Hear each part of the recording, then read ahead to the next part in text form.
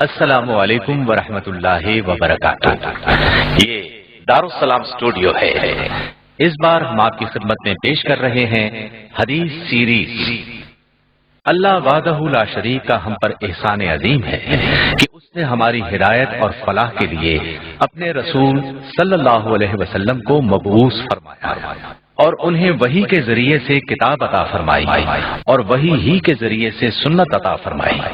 کتاب اور سنت دونوں منزل من اللہ ہے۔ جس طرح کتاب اللہ کا منکر کافر ہے، اسی طرح سنت رسول صلی اللہ علیہ وسلم کا منکر بھی کافر اور دائرہ اسلام سے خارج ہے۔ آج فتنہ انکار حدیث ایک نئے انداز سے حملہ آور ہے۔ مسلمانوں میں سے بہت کم ایسے ہیں جو براہ راست سنت رسول کی تشریعی حیثیت کا انکار کرتے ہیں۔ البتہ ایسے لوگوں کی تعداد بہت زیادہ ہے جو سنت کے وجوب کا اقرار کرنے کے باوجود سنت سے گریز اور فرار کی راہ اختیار کرنے کے لیے احادیث پر مختلف اعتراضات کر کے ذخیرہ احادیث کو مشکوک اور ناقابل اعتماد ٹھہرانے کی مذموم کوششوں میں دن رات مصروف رہتے ہیں۔ انہی لوگوں کی صف میں وہ علماء بھی شامل ہیں جو بظاہر تو منکرین حدیث میں سے نہیں، لیکن ان کا عمومی ذوق انکار حدیث کا شاخسانہ ہے۔ ان کی تحریروں سے یہ بات عیاں ہوتی ہے کہ وہ منکرین حدیث کے معاون اور دست و بازو ہیں۔ یہی لوگ امت کے لیے آستین کے سانپ ہیں۔ اسی ضمن میں ان علماء کی سیاہکاریاں بھی باعث شرم و عبرت ہیں جنہوں نے مذہبی و گروہی تعصب اور اندھی تقلید کی وجہ سے نبی کریم صلی اللہ علیہ وسلم کی صحیح احادیث کو رد کرنے کے لیے باقاعدہ اصول وضع کر رکھے ہیں۔ یہی وہ لوگ ہیں جن کی وجہ سے امت مسلمہ عظیم فتنے اور انتشار میں مبتلا ہے۔ منکرین حدیث نے انکار حدیث کا عظیم فتنہ کھڑا کر کے دین اسلام کے خلاف سنگین ترین سازش کا ارتکاب کیا ہے۔ شاید ہی کوئی فتنہ اس قدر شدید ہو جس نے دین اسلام کی بنیاد شریعت کا سرچشمہ اور ماخذ اساسی پر حملہ کر کے پورے دین کو گرانے کی ناکام کوشش کی ہو۔ تاریخ کے اس نازک موڑ پر اس امر کی ضرورت ہے کہ عمل بالقرآن والحدیث سے وابستہ لوگ اللہ اور رسول صلی اللہ علیہ وسلم سے سچی محبت کرنے والے اہل ایمان اور خصوصاً علماء حق اس فتنے کے سد باب کے لیے بھرپور قوت کے ساتھ میدان عمل میں کود پڑے۔ سب سے زیادہ ذمہ داری بھی انہی لوگوں پر عائد ہوتی ہے جو حقیقی معنوں میں قرآن و حدیث کے علمبردار ہیں۔ اگر یہ لوگ حدیث کی مدافعت کے لیے آواز بلند نہیں کریں گے تو پھر اس کام کو اور کون لوگ کریں گے؟ اس اہم فریضے میں ذرہ برابر کوتاہی بھی حرام ہے۔ اسی اہم فریضے کی ادائیگی کی کوشش میں دارالسلام اسٹوڈیو نے 8 حصوں پر مشتمل حدیث سیریز تیار کی ہے، جس میں کوشش کی گئی ہے کہ حدیث کے متعلق تمام پہلوؤں پر روشنی ڈالی جائے اور خصوصاً منکرین حدیث کے باطل اور لغو اعتراضات کا تشفی بخش جواب بھی دیا جائے۔ ان 8 حصوں میں بعض جگہ کچھ مکالمے شامل کیے ہیں جو فقط سمجھنے اور سمجھانے کے لیے ہیں۔ ہم اس سیٹ کی تیاری کے لیے الفاظ اکیڈمی اسلام آباد کے ذمہ داران جناب خلیل الرحمان چشتی اور جناب محمد خان منہاج صاحب کے شکر گزار ہیں جنہوں نے اس کے لیے بنیادی مسودہ فراہم کیا۔ حدیث سیریز میں حدیث کی شرعی حیثیت، حدیث و سنت کا دائرہ کار، اصول حدیث، خبر واحد حجت ہے، اقسام حدیث اور ائمہ محدثین، فتنہ وضع حدیث، روایت حدیث کی تاریخ اور محدثین کے حالات زندگی اور منکرین حدیث کے اعتراضات اور ان کے جوابات جیسے اہم اور علمی موضوعات کا تذکرہ کیا گیا ہے۔ تو آئیے سنتے ہیں دارالسلام اسٹوڈیو سے حدیث سیریز کا 8واں حصہ، منکرین حدیث کے اعتراضات اور ان کے جوابات۔ اب ہم آتے ہیں آپ کے اعتراضات کے جوابات کی طرف۔ پہلا اعتراض آپ کا یہ ہے کہ وحی سے مراد صرف قرآن ہے، احادیث وحی نہیں ہیں۔ جواب اس کا یہ ہے کہ اللہ تعالیٰ نے وحی کے 3 طریقے بتائے ہیں۔ سورۃ الشورى کی آیت 51 کے الفاظ ہیں، وما كان لبشر أن يكلمه الله إلا وحيا أو من وراء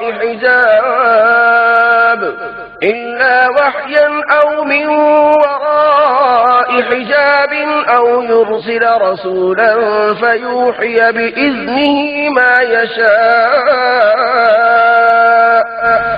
اور یہ کسی بشر کے لائق نہیں کہ اللہ اس سے کلام کرے مگر الہام یعنی دل میں القاء کر کے یا پردے کے پیچھے سے یا فرشتہ بھیج کر، اور وہ فرشتہ اللہ کے حکم سے جو اللہ چاہے وہی کرتا ہے. اس آیت سے انبیاء پر اللہ کی وحی کے 3 طریقے معلوم ہوئے. نمبر 1، وحی کے ذریعے سے. وحی سریع اور تیز اشارے کو کہتے ہیں.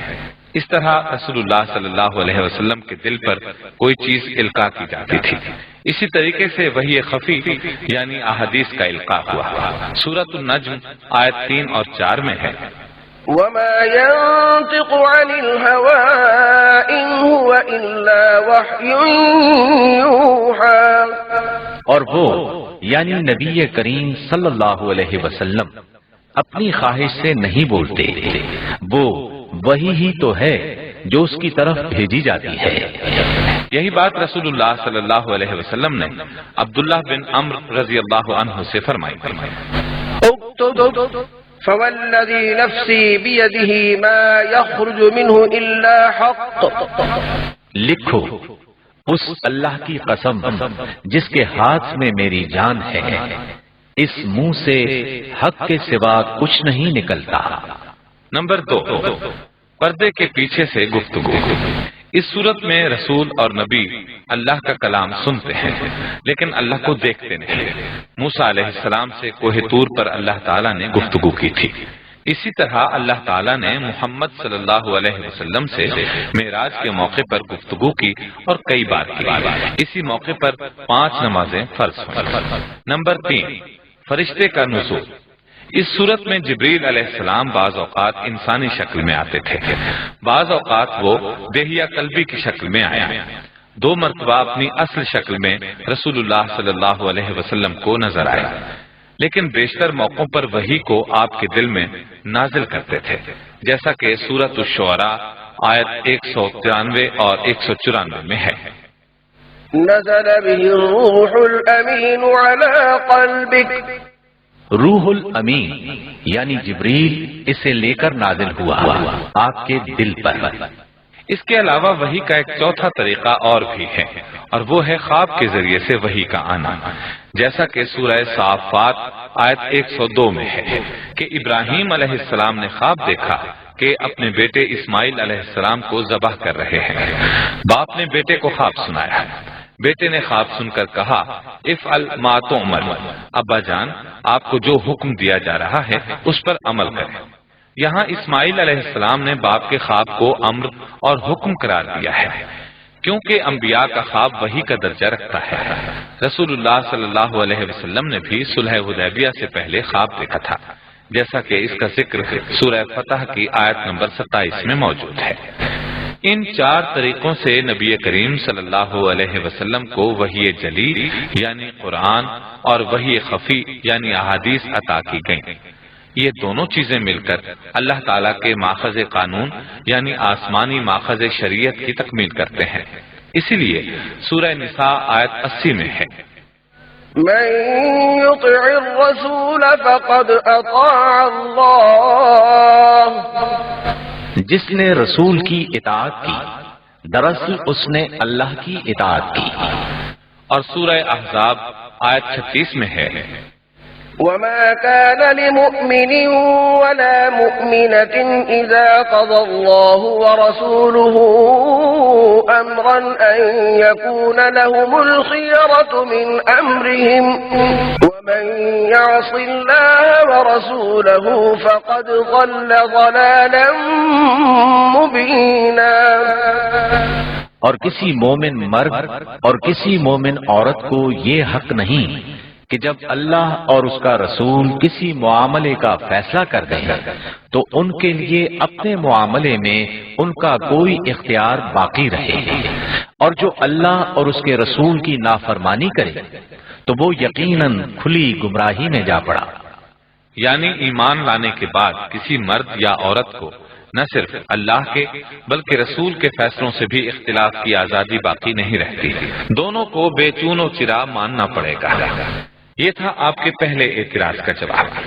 آپ کا دوسرا اعتراض ہے قرآن کہتا ہے کہ قرآن مجید ہی کے ذریعے لوگوں کو متنبہ اور خبردار کرو، جیسا کہ سورہ انعام آیت 19 میں ہے۔ وَأُوحِيَ إِلَيَّ هَذَا الْقُرْآنُ لِأُنذِرَكُم بِهِ وَمَن بَلَغَ، اور میری طرف یہ قرآن وحی کیا گیا ہے تاکہ اس کے ذریعے سے میں تمہیں اور جس کو یہ پہنچے سب کو ڈراؤں، یعنی خبردار کر دوں۔ جبکہ احادیث کا یہ درجہ نہیں ہے۔ اس اعتراض کا جواب بھی سن لیں۔ اللہ تعالیٰ نے قرآن کے ذریعے سے بھی خبردار کیا ہے اور احادیث کے ذریعے سے بھی۔ درست بات یہ ہے کہ وحی کے ذریعے سے خبردار کیا ہے، اور اس میں قرآن اور حدیث دونوں شامل ہیں۔ اللہ تعالیٰ سورہ انبیاء آیت 45 میں فرماتا ہے، قُلْ إِنَّمَا أُنذِرُكُم بِالْوَحْيِ، آپ کہہ دیجئے میں تو وحی کے ذریعے سے آپ لوگوں کو متنبہ اور خبردار کر رہا ہوں۔ اس آیت میں قرآن کے بجائے وحی کا جامع لفظ استعمال کیا گیا ہے اور انما کے ذریعے حصر یعنی کنفائن کیا گیا ہے، جبکہ سورہ انعام کی آیت میں جس کا آپ نے حوالہ دیا حصر موجود نہیں ہے۔ وحی کے لیے بعض اوقات قرآن میں ما انزل اللہ کے الفاظ استعمال کیے جاتے ہیں۔ آپ کا تیسرا اعتراض یہ ہے کہ سب سے پہلے قرآن ہے، ہمارا ایمان قرآن پر ہے، قرآن کے مطابق کوئی چیز ہوگی تو ہم اس کو تسلیم کریں گے ورنہ نہیں۔ اس کا بھی جواب سن لیں۔ اس بارے میں مسئلہ یہ ہے کہ احادیث کا انکار کرنے والے ایمان کی صحیح ترتیب کو نہیں سمجھتے اور سب سے پہلے قرآن کا نعرہ لگاتے ہیں۔ جہاں تک قرآن اور سنت کا آپس کا تعلق ہے، اس کا ذکر تفصیل سے پہلے آپ سن چکے ہیں۔ مکے کے مشرکین پر جب رسول اللہ صلی اللہ علیہ وسلم نے اپنے آپ کو اللہ کے رسول کی حیثیت سے پیش کیا تو صحابہ کرام نے آپ کو اللہ کا رسول مان لیا۔ آپ نے جب یہ فرمایا کہ مجھ پر وحی آتی ہے تو انہوں نے اس دعوے کو بھی منوان مان لیا۔ مطلب یہ کہ صحابہ کرام نے قرآن کو بھی حدیث محمد صلی اللہ علیہ وسلم کی روشنی میں اللہ کا کلام مانا۔ اب ایک مسلمان کے لیے صحیح ترتیب یہ ہوگی: نمبر 1، صادق و امین محمد بن عبداللہ کو محمد الرسول اللہ مان کر ان پر ایمان لانا۔ نمبر 2، محمد الرسول اللہ پر نازل کی گئی وحی پر ایمان لانا۔ نمبر 3، محمد الرسول اللہ کی ہر بات، ہر حدیث کو تسلیم کرنا اور اس پر ایمان لانا۔ نمبر 4، زبان رسالت پر نمودار ہونے والی ایک خاص وحی یعنی قرآن پر بھی ایمان لانا۔ قرآن مفہوم کے اعتبار سے بھی اور الفاظ کے اعتبار سے بھی اللہ کا کلام ہے جو بذریعہ جبریل آپ پر نازل ہوا۔ اس اعتبار سے پہلے محمد صلی اللہ علیہ وسلم پر ایمان لایا گیا، پھر قرآن پر۔ گویا قرآن کل وحی یعنی رسول اللہ صلی اللہ علیہ وسلم کی بتائی ہوئی تمام چیزوں کا ایک اہم اور مخصوص جز ہے۔ کل وحی یا مکمل احکام الہی کا حامل نہیں۔ حدیث کا انکار کرنے والے دراصل وحی کے ایک جز کو مان کر کل اسلام کے ماننے کا دعویٰ کرتے ہیں، جبکہ کل اسلام وحی کامل کا نام ہے جو مشتمل ہے 2 قسم کی وحی پر، ایک بذریعہ جبریل آنے والی اور دوسری قلب رسول پر براہ راست القاء ہونے والی۔ بلکہ وحی کی ایک تیسری قسم بھی ہے جس میں اللہ تعالیٰ پردے کے پیچھے سے اپنے رسول سے ہم کلام ہوتا ہے۔ قرآن مجید میں وحی کی ان تینوں قسموں کا نہ صرف ذکر ہے بلکہ ان تینوں قسموں کو کلام اللہ قرار دیا گیا ہے، جیسا کہ اللہ تعالیٰ کا ارشاد ہے، وَمَا كَانَ لِبَشَرٍ أَن يُكَلِّمَهُ اللَّهُ إِلَّا وَحْيًا أَوْ مِن وَرَاءِ حِجَابٍ أَوْ يُرْسِلَ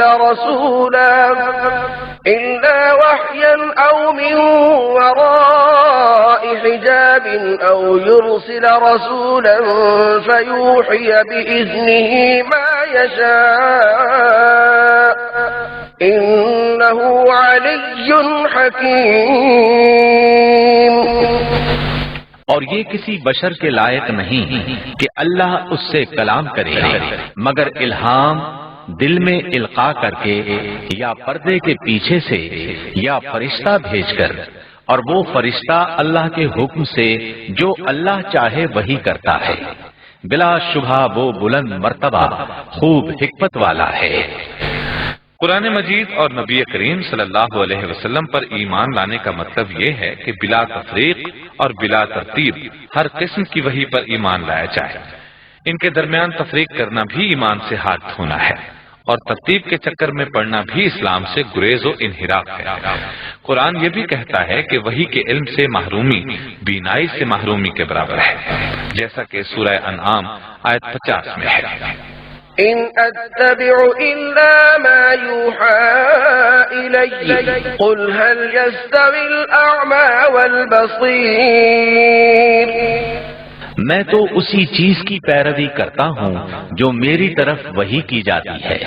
کہہ دیجئے کیا نابینا اور بینا برابر ہو سکتے ہیں؟ اس کے علاوہ سورہ حشر آیت 7 میں یہ حکم بھی ہے، وما آتاكم الرسول فخذوه، اور اللہ کا رسول تمہیں جو کچھ دے تو وہ لے لو، اور جس سے منع کرے تو اسے چھوڑ دو۔ لیکن حدیث کا انکار کرنے والوں کا معاملہ عجیب ہے۔ وہ اللہ کے رسول کی عطا کردہ ایک چیز کو لینا چاہتے ہیں اور دوسری چیز کو قبول کرنے میں انہیں تردد ہے۔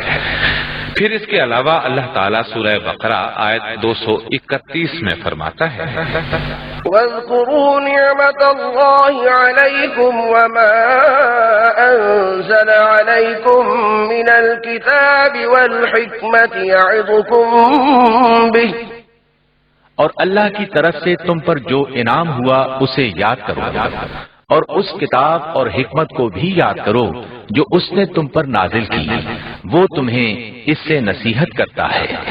اب دیکھیے اس آیت میں قرآن کے لیے الکتاب کا لفظ استعمال کیا گیا ہے۔ رسول اللہ صلی اللہ علیہ وسلم کی ذمہ داریوں میں سے ایک ذمہ داری آیات کی تلاوت کرنا بھی تھی، اسی لیے ہم اصطلاحی طور پر اسے وحی جلی اور وحی مطلوب کا نام دیتے ہیں، جبکہ احادیث رسول کے لیے الحکمہ، المیزان اور النور کے الفاظ آتے ہیں۔ اس لیے ہم اصطلاحی طور پر اسے وحی خفی اور وحی غیر مطلوب کا نام دیتے ہیں، جیسا کہ سورۃ الشورى آیت 17 میں ہے، الله الذي أنزل الكتاب بالحق والميزان، اللہ ہی ہے جس نے حق کے ساتھ کتاب یعنی قرآن نازل کیا اور میزان یعنی حدیث بھی۔ اسی طرح سورہ نساء کی آیت 113 میں ہے، وأنزل الله عليك الكتاب والحكمة وعلمك ما لم تكن تعلم۔ اے محمد صلی اللہ علیہ وسلم، اللہ نے آپ پر کتاب بھی نازل کی ہے اور حکمت بھی، اور آپ کو وہ سب چیزیں سکھائیں جو آپ نہیں جانتے تھے۔ واضح ہو کہ رسول اللہ صلی اللہ علیہ وسلم معلم بھی بنا کر بھیجے گئے تھے۔ معلم کا کام صرف تلاوت کرنا نہیں ہوتا بلکہ اپنے قول اور عمل کے ذریعے سے سمجھانا بھی ہوتا ہے۔ رسول اللہ صلی اللہ علیہ وسلم وحی خفی کے ذریعے سے سمجھاتے تھے، اسی کا نام سنت اور حدیث ہے۔ آپ نبی معصوم ہیں، آپ کے اسوہ حسنہ کو مسلمانوں کے لیے نمونہ قرار دیا گیا۔ گزشتہ کئی صدیوں سے ساری دنیا کے مسلمان آپ صلی اللہ علیہ وسلم کی اسی حیثیت کے پیش نظر آپ کی اطاعت اور پیروی کر رہے ہیں۔ اب آپ کا چوتھا اعتراض، کیا رسول اللہ صلی اللہ علیہ وسلم پر قرآن کے علاوہ بھی وحی اترتی تھی، اور کیا اس کا ثبوت قرآن میں ہے؟ اس کا جواب بھی سن لیں۔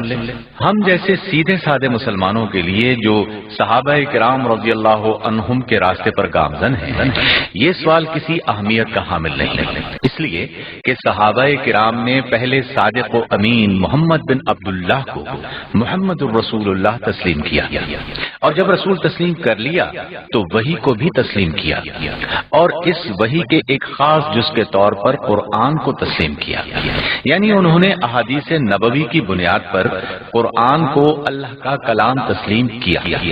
مطلب یہ کہ صحابہ کرام نے پہلے احادیث کو تسلیم کیا اور بعد میں قرآن کو، لیکن منکرین حدیث کا معاملہ الٹا ہے۔ وہ پہلے قرآن کو ماننا چاہتے ہیں اور یہ غور کرنے کی زحمت گوارا کرنا نہیں چاہتے کہ یہ قرآن کہاں سے آیا ہے اور کن ہونٹوں پر بکھرتا رہا ہے، اور آج ہمارے پاس جس حالت میں موجود ہے وہ کن مراحل سے ہو کر پہنچا ہے۔ لیکن بفرض محال وہ قرآن ہی سے طالب دلیل ہیں جس کے قائل ہونے کا وہ دعویٰ کرتے ہیں، تو ہم کئی ایسے ثبوت فراہم کر سکتے ہیں جن سے یہ بات بالکل واضح ہوتی ہے کہ رسول پر قرآن کے علاوہ بھی وحی نازل ہوا کرتی تھی۔ دو مثالیں حاضر ہیں۔ پہلی یہ کہ اللہ تعالیٰ نے رسول اللہ صلی اللہ علیہ وسلم کو حکم دیا کہ سیدنا زید رضی اللہ عنہ کی مطلقہ سیدہ زینب رضی اللہ عنہا سے نکاح کرے، پھر اللہ تعالیٰ نے نکاح کے بعد فرمایا ہم نے آپ کا نکاح زینب سے کر دیا۔ اب ظاہر ہے نکاح سے پہلے یہ حکم وحی خفی کے ذریعے سے دیا گیا، قرآن میں تو یہ حکم نہیں ہے۔ دوسری مثال سنیے، یہودی قبیلے بنو نذیر کا گھیراؤ کر کے نبی کریم صلی اللہ علیہ وسلم نے بعض کھجوروں کے درخت کٹوا دیے۔ یہودیوں نے اعتراض کیا کہ یہ کام فساد فی الارض میں شامل ہے۔ اس کا جواب اللہ تعالیٰ نے یہ دیا کہ رسول اللہ صلی اللہ علیہ وسلم نے اللہ کی اجازت سے یہ درخت کٹوائے ہیں۔ سورہ حشر کی آیت 5 میں ہے، ما قطعتم من لينة أو تركتموها قائمة على أصولها فبإذن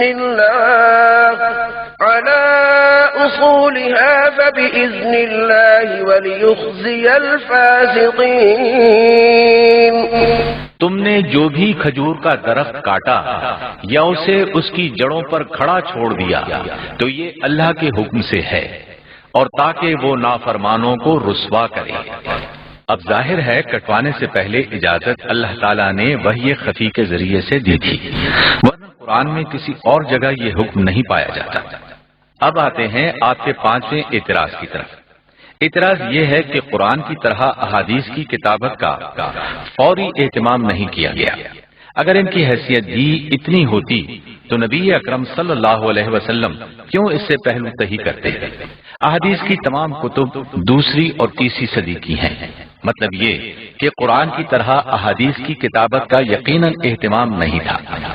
اس اعتراض کا جواب بھی سن لیں۔ رسول اللہ صلی اللہ علیہ وسلم کے زمانے میں کاتب موجود تھے، انہیں کاتبان وحی کہا جاتا ہے۔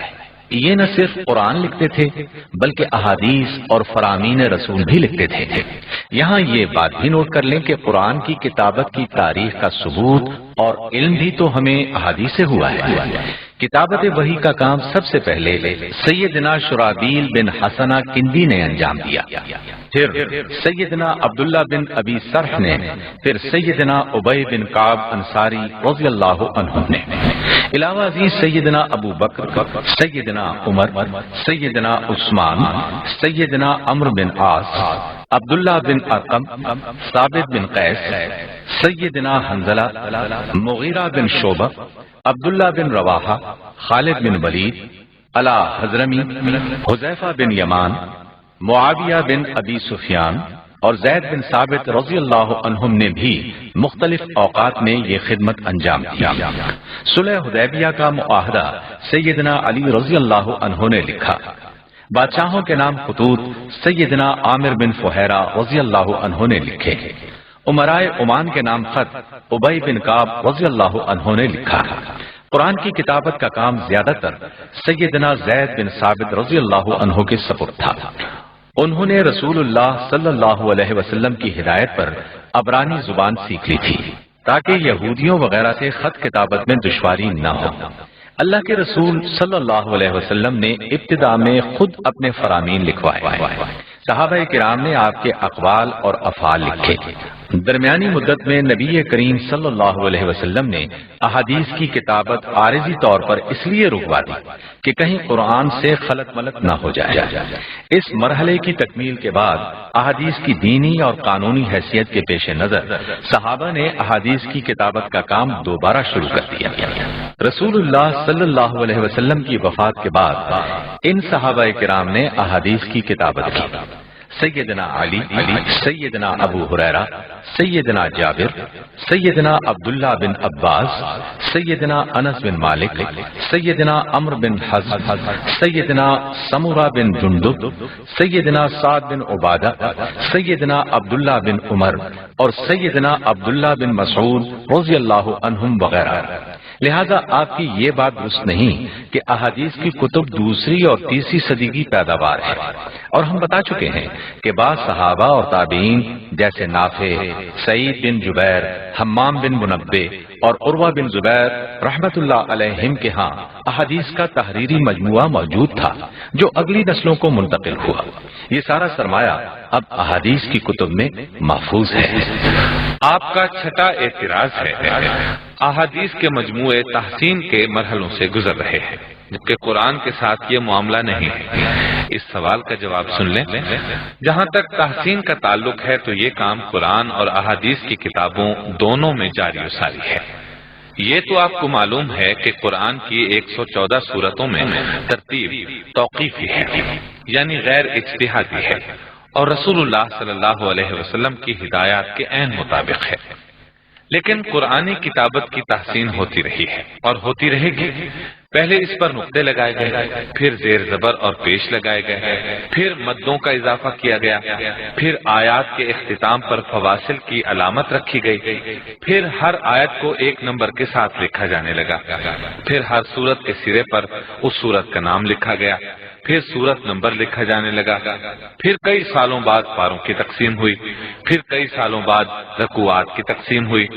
مطلب یہ کہ اس طرح کتاب کی تحسین ہو رہی ہے اور ہوتی رہے گی، بلکہ آج کل بعض ایسے قرآن آ رہے ہیں جن میں تنوین غنہ اور تنوین بلا غنہ کی علامتوں کو دو مختلف طریقوں سے لکھا جانے لگا ہے تاکہ قاری تلاوت کرتے ہوئے غنہ کا خیال کرے۔ بالکل اسی طرح احادیث کا معاملہ ہے۔ ان کو صحابہ کرام نے بیان کیا ہے، ان پر عمل کیا ہے، خود لکھا، تابعین کو بتایا، لکھوایا اور ان سے عمل کرایا۔ تابعین نے یہ سارا ذخیرہ سند کے ساتھ تبع تابعین تک پہنچایا۔ بعد کے محدثین نے ان کو سندوں کے ساتھ لکھا، پھر فقہی ابواب میں تقسیم کیا اور عنوانات دیے۔ انہیں مختلف کتب اور فصول میں تقسیم کیا گیا۔ آج کل ان کو نمبر دیے جا رہے ہیں، بلکہ اب ان کو کمپیوٹر کی مدد سے سی ڈی پر منتقل کیا جا رہا ہے۔ صحاح ستہ اب ایک جلد میں دستیاب ہے۔ اب ان کتابوں میں موجود تکرار کو بھی حذف کیا جا رہا ہے۔ ایک منصوبہ یہ ہے کہ احادیث کے تمام مجموعوں میں سے صحیح احادیث اور ضعیف احادیث وغیرہ کو نکال کر ایک مجموعے میں رکھا جائے اور انہیں بین الاقوامی کوڈ نمبر دیا جائے تاکہ حدیث پر تحقیق کرنے والا اس کوڈ کی مدد سے اپنے موضوع پر تمام احادیث اور ان کا حکم معلوم کر سکے۔ یہ عین ممکن ہے کہ مستقبل قریب میں تمام صحیح اور حسن احادیث بلا تکرار ایک ہی سی ڈی اور ایک ہی جلد میں سما جائے۔ آپ کا ساتواں اعتراض ہے قرآن کو ایک کتاب میں محفوظ کر دیا گیا ہے، احادیث نبوی کو بھی ایک ہی کتاب میں محفوظ کیوں نہیں کیا گیا؟ اس اعتراض کا جواب بھی سن لیں۔ قرآن مجید بھی رسول اللہ صلی اللہ علیہ وسلم کے زمانے میں ایک کتاب یا ایک جلد میں محفوظ نہیں ہوا۔ یہ کام سیدنا ابو بکر صدیق رضی اللہ عنہ کے زمانے میں ہوا۔ قرآن اور حدیث کی نوعیت بطور وحی تو ایک ہی ہے، دونوں زبان رسالت کے ترجمان ہیں، ایک دوسرے کے ساتھ مربوط اور متصل ہیں، ان میں کوئی باہمی تناقض یا تضاد نہیں، لیکن قرآن میں اجمال ہے اور احادیث میں تفصیل۔ خود قرآن کے اندر بھی مکی صورتوں میں اجمال ہے اور مدنی صورتوں میں تفصیل۔ اجمال کا تقاضا ہوتا ہے کہ وہ محدود ہو اور تفصیل کا تقاضا ہے کہ وہ وسیع ہو۔ محدود چیز کی کتابت کا اہتمام پہلے ہوا اور وسیع کا بعد میں۔ الحمدللہ اب تو مکتبہ دارالسلام نے صحاح ستہ کو ایک ہی جلد میں شائع کر دیا ہے۔ لیکن اصل مسئلہ ایک کتاب کا نہیں، ایک جلد کا نہیں، اصل مسئلہ علم وحی یعنی قرآن و سنت کی اصل شکل و صورت میں منوان حفاظت کا ہے۔ حفاظت حدیث کی طرح حفاظت قرآن کے سلسلے میں بھی احادیث کا انکار کرنے والوں کو ایک بہت بڑی غلط فہمی لاحق ہے۔ وہ یہ سمجھتے ہیں کہ حفاظت قرآن صرف کتابت پر موقوف ہے، جبکہ اصل مسئلہ یہ نہیں۔ مصحف ابو بکر بھی، جسے مصحف صدیقی کا نام دیا گیا، اعراب اور نقاط سے خالی تھا۔ پھر مصحف صدیقی کی نقول بھی، جنہیں مصحف عثمانی کا نام دیا گیا، اعراب اور نقاط سے خالی تھی۔ آج ترکی میں مصحف عثمانی کی جو نقل پائی جاتی ہے وہ بھی اعراب اور نقاط سے خالی ہے۔ اعراب اور نقاط مشہور تابعی ابو الاسود دولی الوائلی، امام حسن بصری تابعی اور حجاج بن یوسف الثقفی کے ہاتھوں لگے۔ اس سے پہلے قرآن کی حفاظت صرف حفظ کے ذریعے سے ہوئی۔ جس طرح قرآن نسل در نسل صحابہ سے منتقل ہوتا رہا، بالکل اسی طرح احادیث بھی منتقل ہوتی رہیں۔ جس طرح ہم کہتے ہیں کہ یہ حدیث رسول اللہ صلی اللہ علیہ وسلم سے فلاں صحابی سے فلاں تابعی تک پہنچی ہے اور ان سے فلاں تبع تابعی تک، اسی طرح ہم یہ کہتے ہیں کہ یہ قرآن رسول اللہ صلی اللہ علیہ وسلم سے منوان ام المومنین ام سلمہ رضی اللہ عنہا تک اور ان سے حسن بصری تابعی تک پہنچا، ان سے یحییٰ بن عمیر تک پہنچا اور ان سے قراءت کے مشہور امام ابو عمرو بن علا بصری تک پہنچا۔ پھر ان سے مختلف ملکوں میں قراء کے ذریعے سے پھیلتا چلا گیا۔ احادیث کا انکار کرنے والے قرآن کو تو منوان مانتے ہیں جو کہ صحابہ اور تابعین سے نقل کرتا ہے، لیکن احادیث کا انکار کرتے ہیں، جبکہ احادیث بھی تو اسی طرح نسل در نسل منتقل ہوئی ہیں۔ ان کو تسلیم کرنے سے انکار کیوں ہے؟ اگر آپ قرآن کے مشہور 7 قراء کے سلسلہ ہائے روایت کا بغور جائزہ لیں تو یہ بات آپ پر واضح ہو جائے گی کہ یہ محدثین کے سلسلہ ہائے روایت سے بالکل مختلف نہیں ہے۔ قراءت کے 7 مشہور امام یہ ہیں: نمبر 1 امام نافع بن ابو نعیم مدنی، مدینہ منورہ میں۔ نمبر 2 امام عبداللہ بن کثیر مکی تابعی، مکہ مکرمہ میں۔ نمبر 3 امام ابو عمرو بن علا بصری، بصرہ یعنی عراق میں۔ نمبر 4 امام ابو عمران عبداللہ بن عامر دمشقی تابعی، دمشق یعنی شام۔ نمبر 5 امام عاصم بن نجود کوفی، کوفہ یعنی عراق میں۔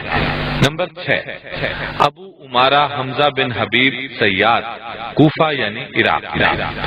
نمبر 7 امام ابو الحسن علی بن حمزہ کسائی کوفی، کوفہ یعنی عراق میں۔ ان قراء کا سلسلہ صحابہ کرام سے ہو کر نبی اکرم صلی اللہ علیہ وسلم تک پہنچتا ہے۔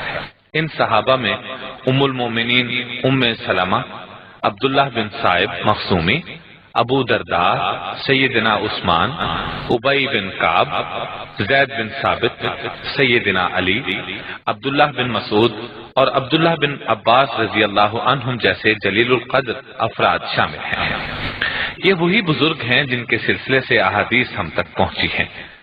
دیکھیے، نماز کی رکعتوں کی تعداد اور رکوع و سجود کی تعداد، زکوٰۃ کی مختلف شرحیں قرآن مجید میں موجود نہیں ہیں، لیکن تمام ادوار میں تواتر کے ساتھ احادیث نبوی کے مطابق عمل ہوتا رہا اور یہ مسلم معاشرے کی تہذیب میں خون کی طرح جاری و ساری رہی۔ ان کے بغیر اسلامی معاشرے کا تصور بھی ممکن نہیں۔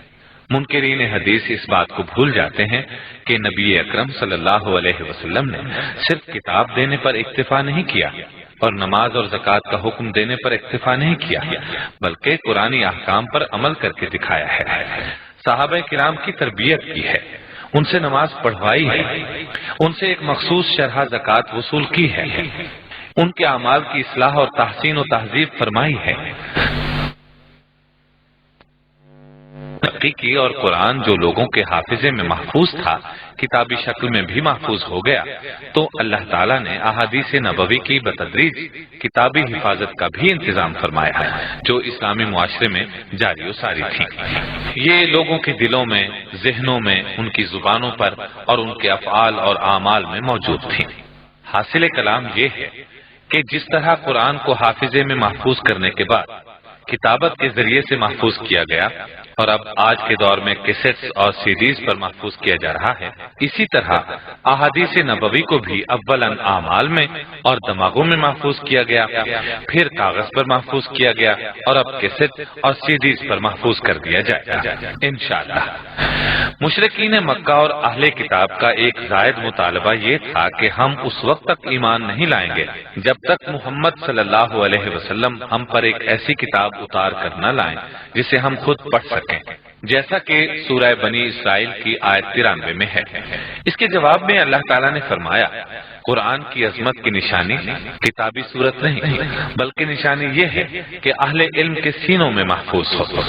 اللہ تعالیٰ سورہ عنکبوت آیت 49 میں فرماتا ہے، بل هو آيات بينات في صدور الذين أوتوا العلم، بلکہ یہ قرآن تو واضح آیات ہیں، ان لوگوں کے سینوں میں محفوظ ہیں جنہیں علم دیا گیا۔ رسول اللہ صلی اللہ علیہ وسلم کی سنتیں بھی پہلے سینوں میں محفوظ ہوئیں، پھر کتابی صورت میں۔ خود رسول اللہ صلی اللہ علیہ وسلم کی زندگی میں سنت کا ایک بڑا ذخیرہ محفوظ کر لیا گیا تھا۔ اب آتے ہیں آپ کے 8ویں اعتراض کی طرف، وہ یہ ہے کہ حدیث کی سندوں پر کس طرح اعتبار کیا جا سکتا ہے۔ جب وہ کہتے ہیں کہ فلاں نے فلاں سے، انہوں نے فلاں سے اور انہوں نے فلاں سے سنا، اس کا جواب سنتے ہیں۔ سندوں کے سلسلے میں یہ بات ذہن میں رہے کہ صحابہ کو سند کی ضرورت نہیں تھی، وہ تو متن یاد رکھتے تھے، بلکہ انہیں متن خود بخود یاد ہو جاتا تھا۔ زبان ان کی تھی، محاورہ ان کا تھا، ماحول ان کا تھا، وہ ان واقعات کی دنیا سے عملاً گزر رہے تھے اور ان مسائل سے عملاً دو چار تھے جن میں نبی کریم صلی اللہ علیہ وسلم اپنے قول و عمل سے وحی جلی اور وحی خفی کی قولی اور عملی تعبیر پیش کر رہے تھے۔ صحابہ کے بعد تابعین بڑے شوق سے نبی کریم صلی اللہ علیہ وسلم کے اقوال اور اعمال کو قریت قریت کر صحابہ سے پوچھتے تھے، عمل کرتے تھے، صحابہ کے اقوال اور اعمال کو دیکھتے تھے اور نبی کریم صلی اللہ علیہ وسلم کے اقوال اور افعال سے ملاتے تھے، انہیں یاد کرتے تھے، بلکہ خود بخود یاد ہو جاتے تھے۔ انہیں سند میں اپنے استاد کا نام یاد نہیں رکھنا پڑتا تھا بلکہ یاد ہو جاتا تھا۔ ان کے بعد تبع تابعین کو اپنے استاد اور استاد کے استاد کا نام یاد کرنا پڑتا تھا۔ اس طرح سندوں کا سلسلہ دراز ہوتا گیا۔ آج ہمیں یہ سندیں بہت بڑی معلوم ہوتی ہیں، اجنبی لگتی ہیں، اس لیے کہ ہماری زبان مختلف ہے۔ ہم ان ناموں سے واقف نہیں، ان کی کنیتوں سے واقف نہیں، ان کے شہروں، قبیلوں اور ان کے اسماء سے لا علم ہیں، جہاں وہ رہتے ہیں، جہاں سے وہ جہاد کے لیے نکلتے تھے۔ محدثین نے اسماء اور رجال کے علم کے ذریعے سے ان تمام ادوار کو محفوظ کر لیا ہے، لیکن یہ علم محنت، توجہ اور وقت کا طالب ہے۔ آپ کا نواں اعتراض ہے، ہم تک صرف قرآن تواتر سے پہنچا ہے جبکہ احادیث ہم تک خبر واحد کی صورت میں پہنچی ہے، اس لیے یقین کا درجہ نہیں رکھتے بلکہ یہ ظنی ہے۔ دینی معاملات میں ظنی دلائل حجت نہیں بن سکتے۔ اس کا جواب یہ ہے، اللہ تعالیٰ سورۃ الحجرات آیت 6 میں فرماتا ہے، إن جاءكم فاسق بنبأ فتبينوا، اگر تمہارے پاس کوئی فاسق کوئی خبر لے آئے تو اس بارے میں اچھی طرح تحقیق کر لیا کرو۔ اس کا مطلب ہے اگر خبر فاسق کے بجائے عادل، ثقہ اور قابل اعتماد آدمی کی طرف سے آئے تو اسے قبول کر لیا جائے۔ سورۃ القصص آیت 20 میں ہے کہ موسیٰ علیہ السلام کے پاس ایک آدمی آیا، اس نے خبر دی، اے موسیٰ، سرداروں کے پاس آپ کے قتل کے مشورے ہو رہے ہیں۔ موسیٰ علیہ السلام نے خبر واحد پر اعتبار کرتے ہوئے مصر کی سرزمین چھوڑ دی اور مدین کی طرف ہجرت کی۔ موسیٰ علیہ السلام خبر متواتر کے انتظار میں بیٹھے نہیں رہے۔ خبر واحد اور خبر متواتر دراصل علم حدیث کی اصطلاحات ہیں۔ خبر متواتر ان موقعوں کے لیے ہے جب عوام الناس میں برسر عام گفتگو ہوتی ہے، خطبہ دیا جاتا ہے، تقریر کی جاتی ہے، ریڈیو یا ٹی وی پر خطاب کیا جاتا ہے، لیکن ہر جگہ خبر متواتر کا خطاب احمقانہ ہے۔ آپ اپنی زندگی میں بھی ہر معاملہ تواتر پر نہیں چھوڑتے، بلکہ خبر واحد پر یقین کے بعد اس کے مطابق ہی عمل کرتے ہیں۔ حکومت کے اہم فیصلوں میں فرد کا فرد سے رابطہ ہوتا ہے اور فرد ہی کو خفیہ احکام دیے جاتے ہیں۔ میاں بیوی کے درمیان بہت سی گفتگو خبر واحد ہی پر مشتمل ہوتی ہے۔ اہم جنگی راز خبر واحد ہی پر اعتماد کی دلیل ہوتے ہیں۔ البتہ خبر واحد ہونے کے لیے راوی کی عدالت اور راوی کا ضبط ضروری ہے۔ صحیح احادیث اگر خبر واحد پر مشتمل ہیں تو اس میں اعتراض کی کیا گنجائش ہے، جبکہ یہ قبولیت کے لیے 5 کڑی شرطوں پر پوری اترتی ہیں۔ ان میں راوی کی عدالت اور ضبط بھی شامل ہے۔ آپ کا 10واں اعتراض ہے، محدثین بھی اخبار آحاد کو ظنی ہی مانتے ہیں، متواتر احادیث کا وجود ہی نہیں ہے، اس لیے احادیث ناقابل اعتبار ہے۔ جواب سنیے، ظنی چیزیں 2 طرح کی ہیں۔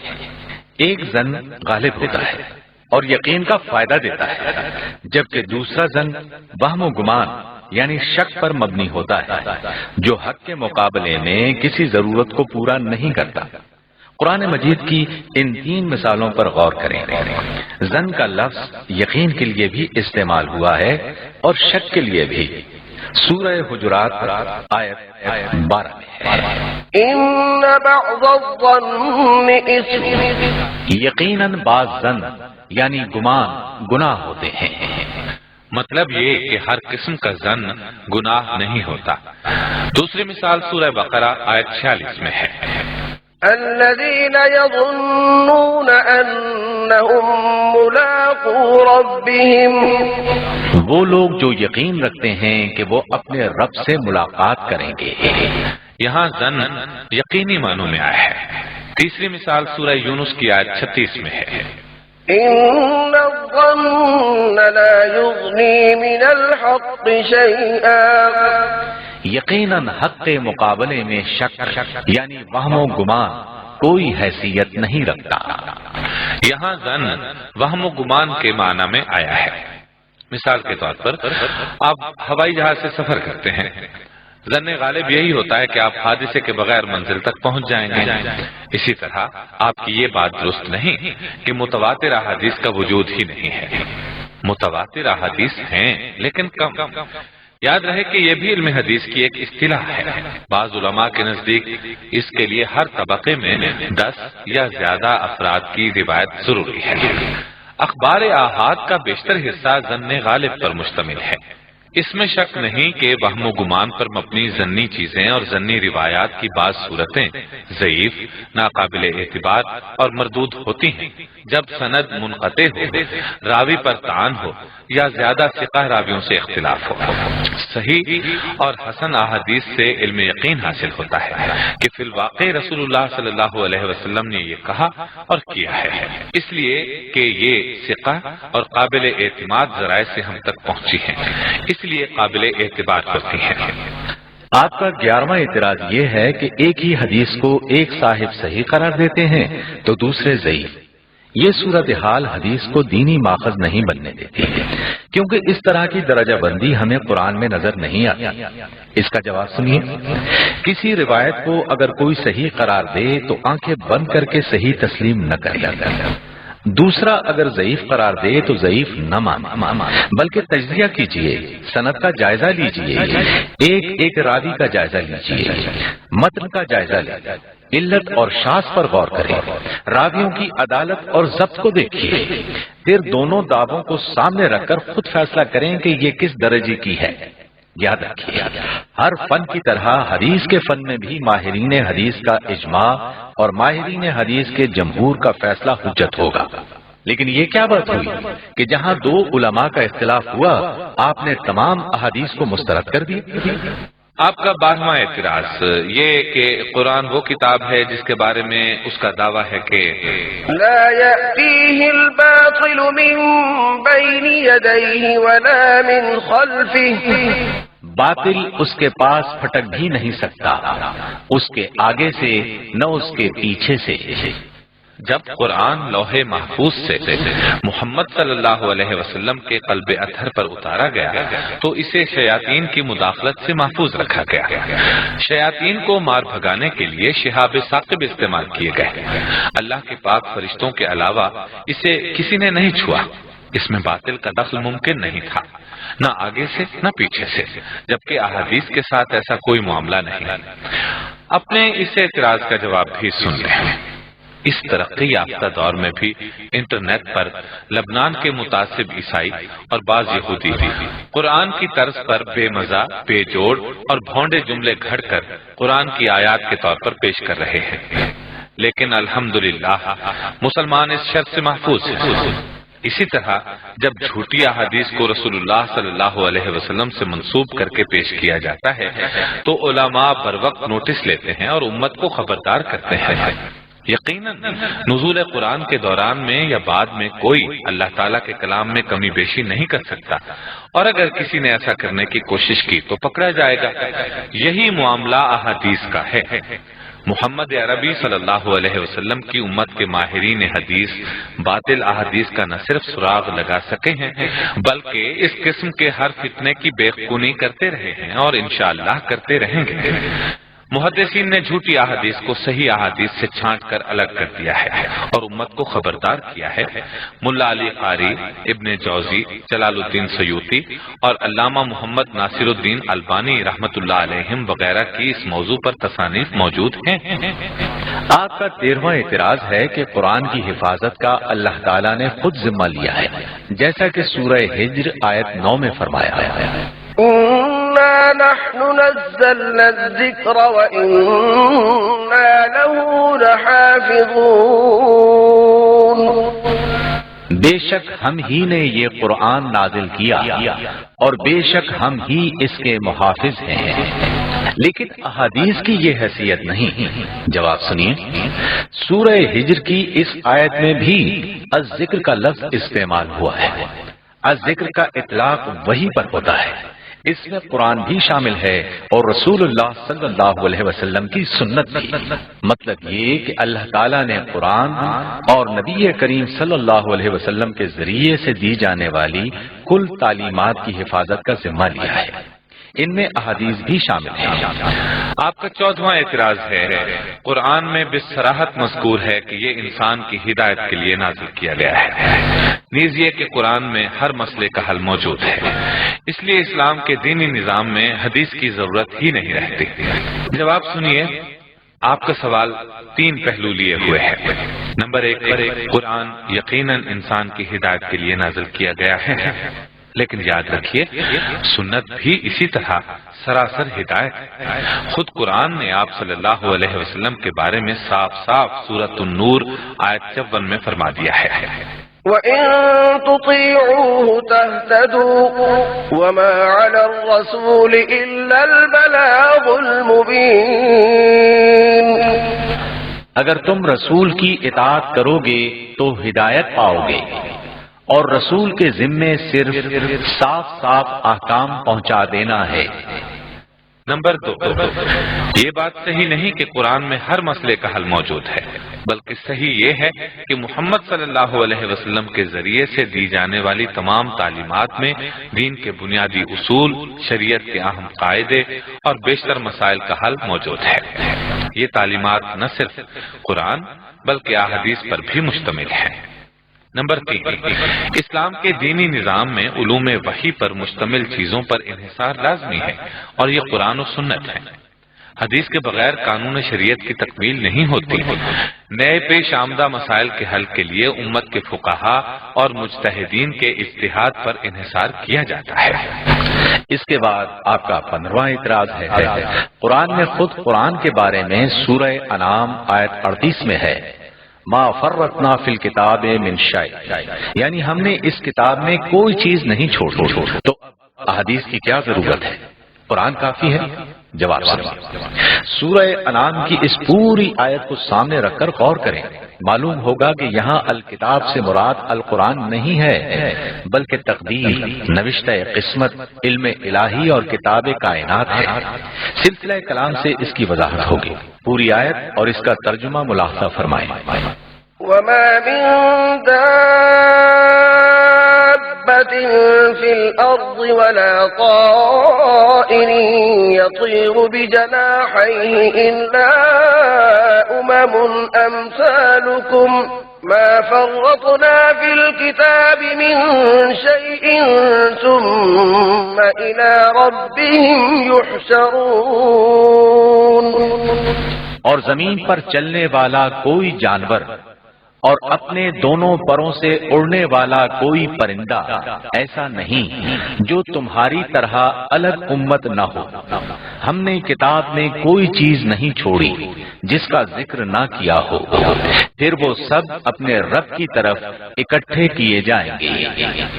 آپ کا 16واں اعتراض ہے، قرآن خود اپنے بارے میں کہتا ہے تفصیل کل شیء اور تبیان لکل شیء، یعنی قرآن ہر چیز کی تفصیل اور ہر چیز کی وضاحت کرنے والا ہے.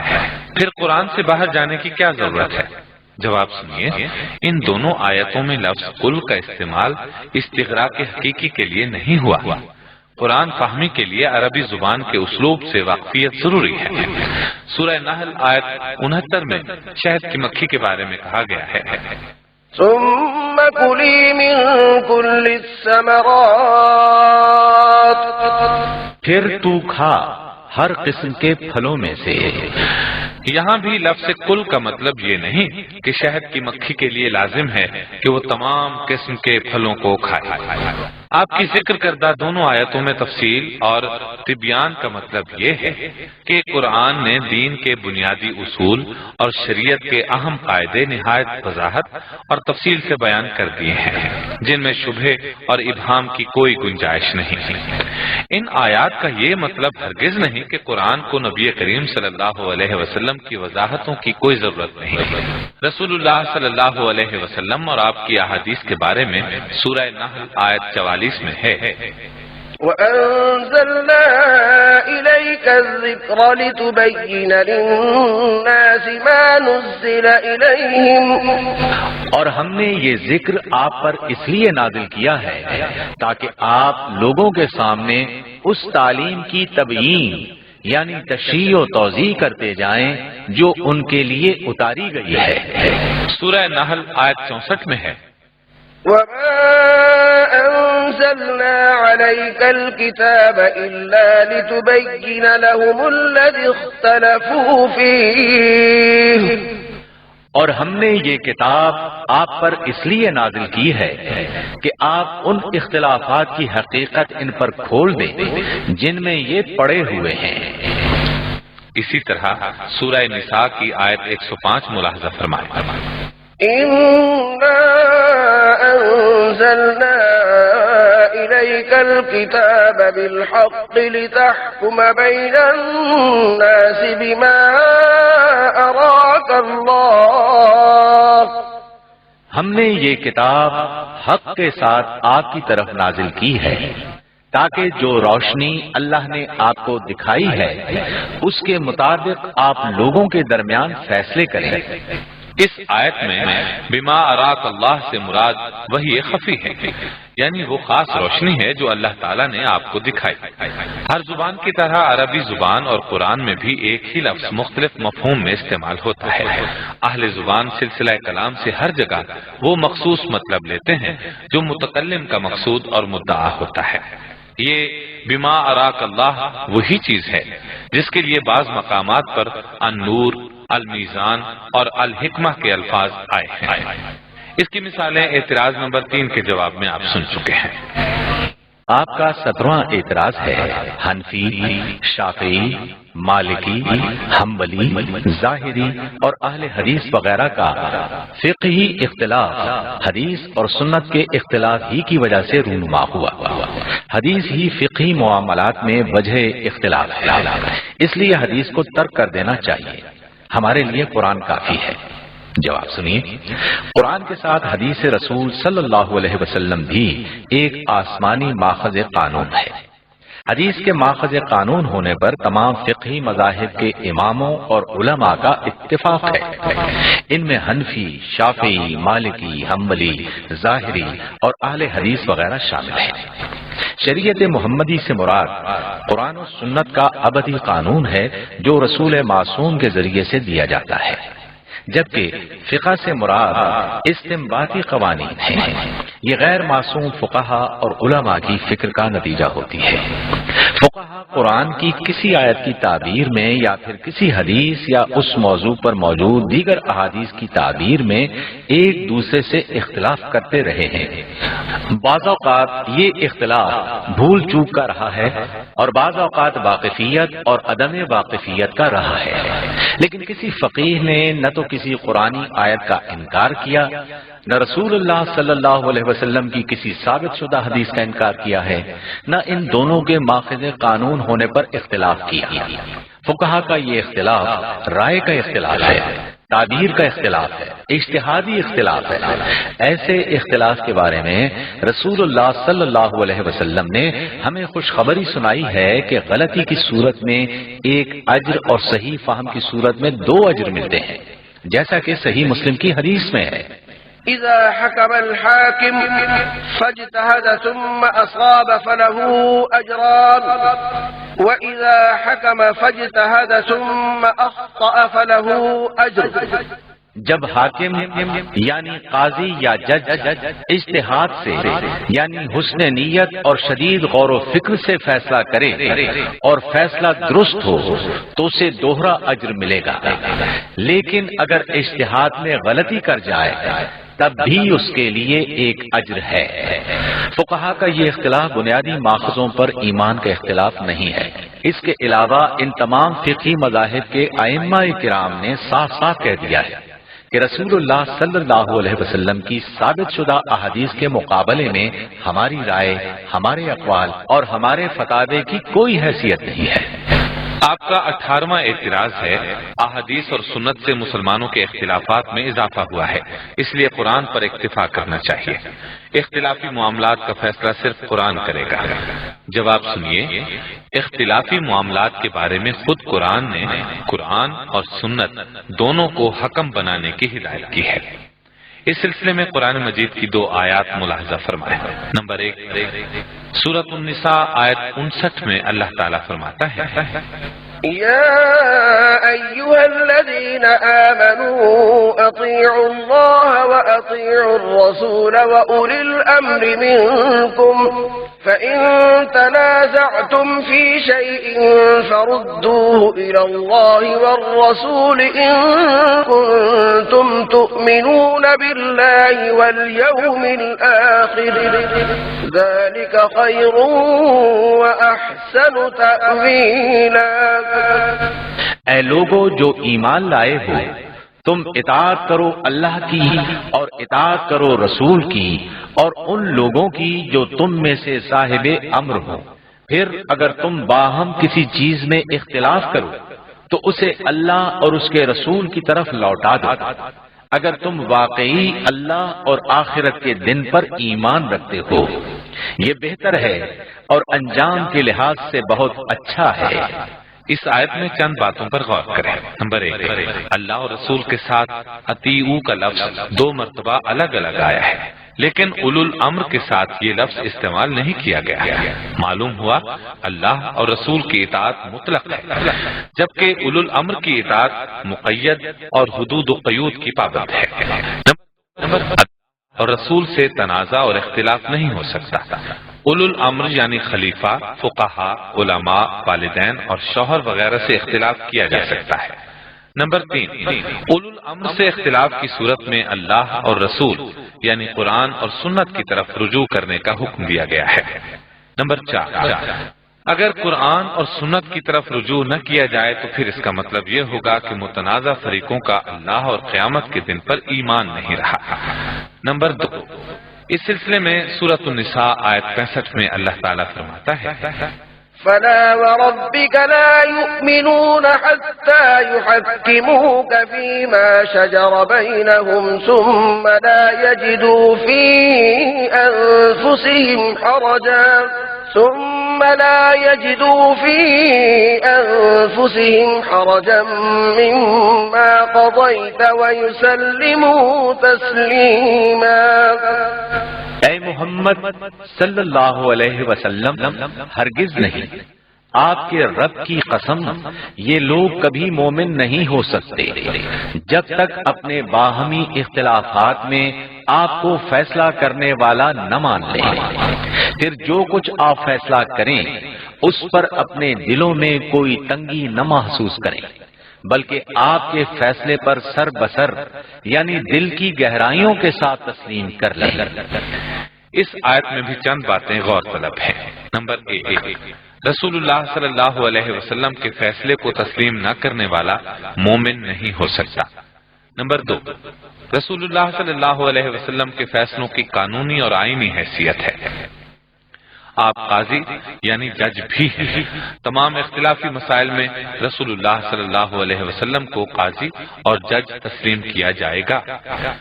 نمبر 3، رسول اللہ صلی اللہ علیہ وسلم ایک مومن کے لیے ایسے قاضی اور جج ہیں کہ جن کے ہر فیصلے کو خوش دلی سے قبول کرنا ضروری ہے، یعنی دل کی کیفیت ایسی ہو کہ اس میں رسول اللہ صلی اللہ علیہ وسلم کے فیصلے کے بارے میں کوئی تنگی نہ پائی جائے۔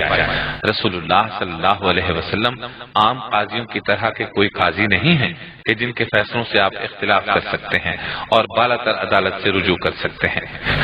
رسول معصوم کے فیصلے کو کسی بھی عدالت میں چیلنج نہیں کیا جا سکتا، اس لیے کہ یہ فیصلے اللہ تعالیٰ کی زیر نگرانی کیے گئے ہیں جو عدالت عالیہ ہے۔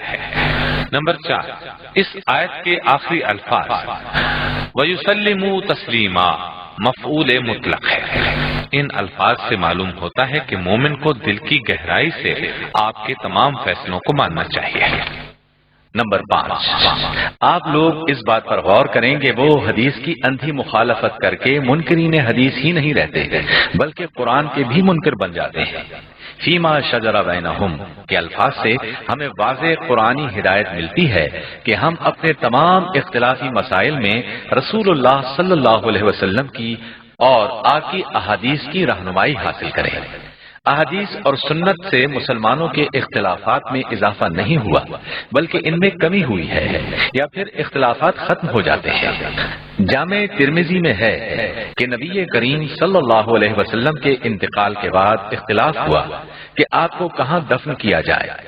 سیدنا ابو بکر صدیق رضی اللہ عنہ نے حدیث پیش کی کہ نبی وہیں دفن ہوتا ہے جہاں اس کی روح قبض کی جاتی ہے، لہذا اختلاف ختم ہو گیا۔ اسی طرح صحیح بخاری اور صحیح مسلم میں ہے کہ آپ کے انتقال کے بعد سیدہ فاطمہ رضی اللہ عنہا نے اختلاف کیا کہ رسول اللہ صلی اللہ علیہ وسلم کا ورثہ بھی تقسیم ہونا چاہیے، لیکن جب حدیث پیش کی گئی کہ ہم انبیاء کا ورثہ تقسیم نہیں ہوتا، ہم جو کچھ چھوڑیں وہ صدقہ ہے، تو اختلاف ختم ہو گیا۔ اس طرح بے شمار مثالیں پیش کی جا سکتے ہیں۔ نبی کریم صلی اللہ علیہ وسلم کی صحیح اور ثابت شدہ احادیث ہمارے لیے رحمت کا باعث ہیں۔ ان سے اختلافات کم ہوتے ہیں بلکہ ان کا خاتمہ ہو جاتا ہے۔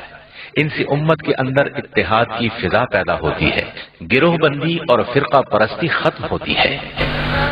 آپ کا 19واں اور آخری اعتراض ہے قرآن نے قیامت تک آنے والی جزیات کو خود کیوں متعین نہیں کر دیا؟ جواب سنیے، آپ کا یہ سوال عجیب ہے۔ آپ خود کو اہل قرآن کہتے ہیں اور احادیث کا انکار کرتے ہیں، لیکن آپ کا یہ اعتراض اب خود قرآن پر ہے، جبکہ احادیث قرآن کی تشریح کرتی ہیں، جزیات بتاتی ہیں۔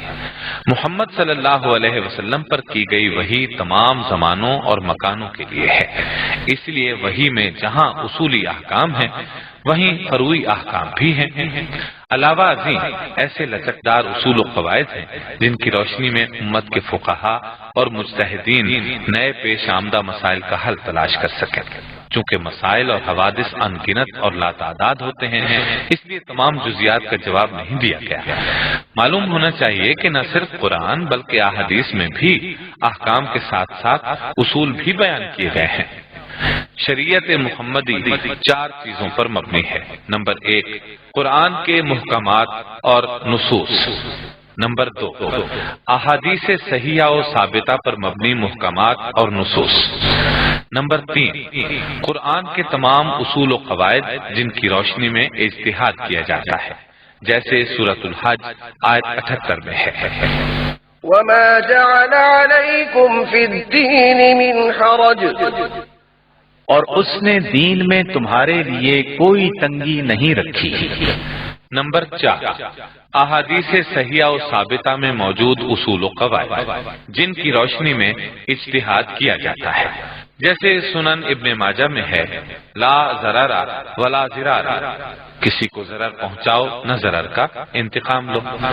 اللہ تعالیٰ نے ان مذکورہ 4 چیزوں میں سے پہلی 2 میں تو صریح احکام عطا کیے ہیں، جبکہ بعد والی 2 میں ایسے اصول اور قواعد عنایت فرمائے ہیں کہ جن کی روشنی میں امت کے مجتہدین اور فقہا اپنے وقت کی ضروریات کے پیش نظر اجتہاد کر سکتے ہیں۔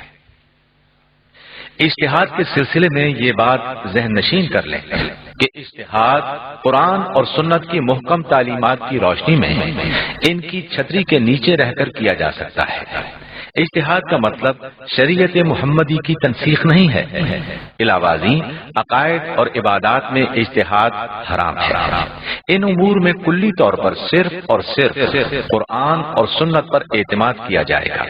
البتہ زندگی کے عملی مسائل میں نئے حوادث کے پیش نظر مجتہدین امت انہی 2 اصولوں کی روشنی میں اجتہاد کرتے ہیں۔ اسی لیے نہ صرف قرآن بلکہ احادیث میں بھی ایسے جامع اصول اور قواعد بیان کیے گئے ہیں کہ جن سے قیامت تک پیش آنے والے نئے معاملات میں اجتہاد کیا جا سکتا ہے۔ یاد رہے، کسی مجتہد اور کسی غیر نبی کو وحی میں تبدیلی کا کوئی حق حاصل نہیں، البتہ قرآن اور سنت نے اضطراری حالت میں خصوصی رعایتیں دی ہیں۔ اپنے اپنے وقت میں اضطراری حالت کا تعین کرنا اور ان کے مطابق سہولتیں اور رخصتیں فراہم کرنا مجتہدین کا کام ہے، لیکن یہ عام حالات کے لیے نہیں۔ عام حالات میں قرآن و سنت کے اصل محکمات اور نصوص ہی پر عمل کیا جائے گا۔ انہی الفاظ پر ہم اس بحث کو سمیٹتے ہیں۔ والسلام۔ محترم سامعین، ابھی آپ دارالسلام اسٹوڈیو سے حدیث سیریز کا 8واں حصہ منکرین حدیث کے اعتراضات اور ان کے جوابات سن رہے تھے۔ حدیث سیریز جیسی انوکھی پیشکش کی طرح ہم اس قسم کے اہم موضوعات منتخب کر کے کیسٹس اور سیڈیز کی صورت میں دلکش انداز اور بہترین ریکارڈنگ کے ساتھ آپ تک پہنچا رہے ہیں۔ الحمدللہ ہماری 500 سے زائد کیسٹس اور سیڈیز اس وقت مارکیٹ میں دستیاب ہیں اور ہم مزید موضوعات کو تلاش کر رہے ہیں۔ اس طرح یہ سلسلہ جاری و ساری رہے گا انشاءاللہ۔ الیکٹرانک میڈیا اور عصر حاضر کے جدید تقاضوں کے مطابق اب خوبصورت کمپیوٹر گرافکس کے ساتھ قرآن مجید کا ترجمہ و تلاوت 30 ویڈیو DVDs پر مشتمل دلکش البم پیکنگ میں پیش کرنے کا اعزاز بھی دارالسلام اسٹوڈیو لاہور پاکستان حاصل کر رہا ہے۔ دارالسلام اسٹوڈیو دارالسلام پبلشرز اینڈ ڈسٹریبیوٹرز کا ایک حصہ ہے جو اسلامی کتب کی اشاعت کا بین الاقوامی ادارہ ہے، جس کا ہیڈ آفس سعودی عرب کے دارالحکومت ریاض میں واقع ہے۔